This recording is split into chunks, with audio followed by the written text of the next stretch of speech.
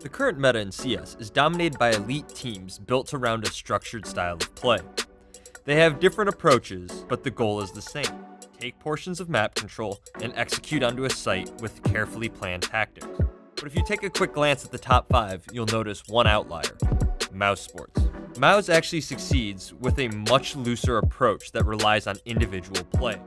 They apply pressure to their opponents and use their strong individual players to dominate duels. With so many strong weapons on their T side, like Sunny, Chris J, Oscar, and now Snax, MOUZ can focus on things like tempo and trading instead of intensive strats. With this loose system, players like Chris J can post impressive highlight clips, but there are some downsides. Gaps in their mid-round play, their lacking approach to macro ideas, and their inability to build off each other's pressure can see MOUZ fall to the likes of ENCE just as easily as they can score a series win over FaZe. Let's take a look at what makes MOUZ tick and what improvements should we look for after the player break.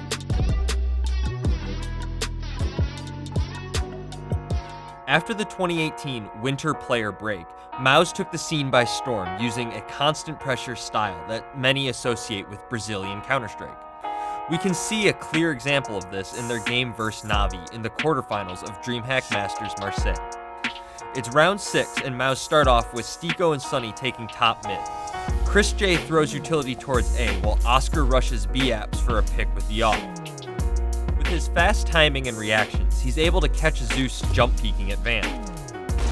Immediately, he looks to pressure onto the site. MOUZ's system is loose enough to allow them to quickly form a B hit off of this one pick. The two top mid players look to quickly split down Cap, but are stopped by Simple with an off at window. They quickly pivot into a push through apps. Oscar whiffs his follow-up shot onto Edward at short and is traded out. Stiko, the support player, is holding the flank and finds Electronic pushing through underpass fast.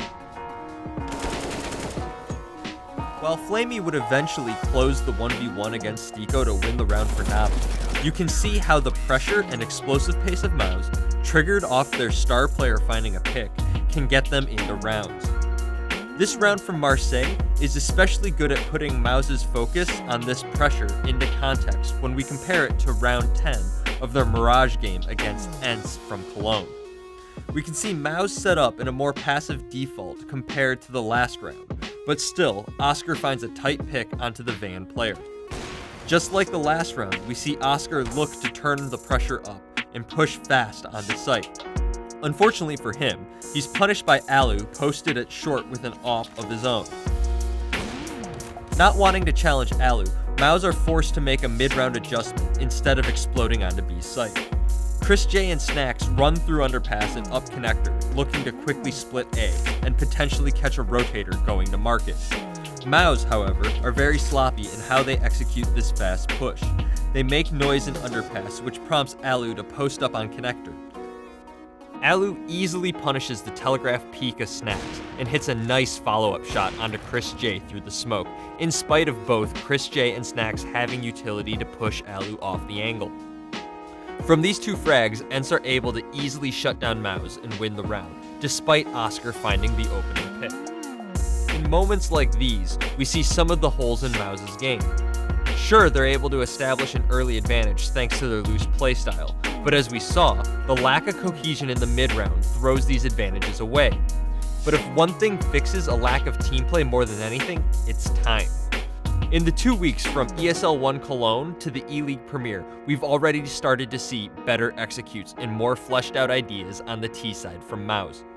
It seems as though the guidance from coach LMBT is having an effect. We can start to see this evolution of MOUZ at the E-League Premier in round 21 of their game against Fnatic on Mirage. We see Oscar finding another opening pick with the op. This time it's towards A main, shutting down Draken, who is trying to get aggressive with his own op. Spread out in a default, MOUZ aren't in a position where they can easily burst onto the site from a pick, so instead, they're forced to transition into a mid-round plan. Rather than trying to take portions of the map and pressure Fnatic's mid-control, MOUZ almost immediately opts for a B execute with Rops lurking in Palace. They take their time, waiting for Fnatic's smokes to fade, before pressuring Flusha into a more passive position with some flashes. They also isolate him from JW with a wall of smokes at short.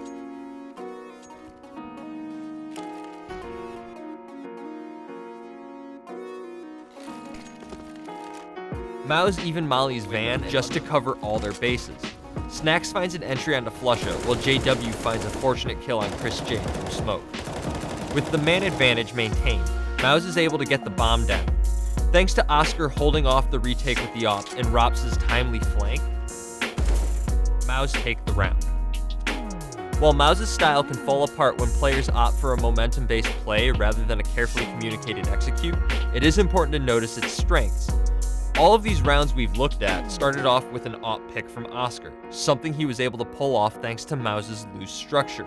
If Maus were able to improve so much in just the 2 weeks between Cologne and E-League, we could see some great things from them once the player break ends and the major starts. Blitz Esports releases new CSGO videos every week. Subscribe so you don't miss a single one.